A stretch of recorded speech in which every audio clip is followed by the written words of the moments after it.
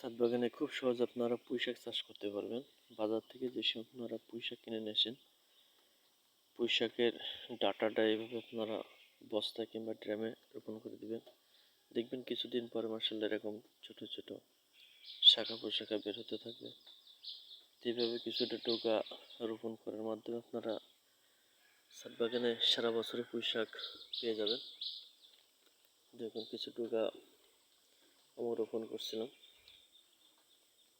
মাশাআল্লাহ সেখান থেকে পুঁইশাক হতে শুরু করছে। তো এইভাবে বাজার থেকে যেসব পুঁইশাকটা কিনবেন, কিছুটা টোকা ছাদ বাগানে রেখে দিবেন। পরবর্তীতে আপনার সেই গাছে যে পুঁইশাক হবে সেটা আপনি খেতে পারবেন। এভাবে সহজ পদ্ধতিতে আপনারা পুঁইশাকের গাছ রাখতে পারেন। ধন্যবাদ সবাইকে। আসসালামু আলাইকুম। দেখা হচ্ছে নতুন কোনো ভিডিও নিয়ে।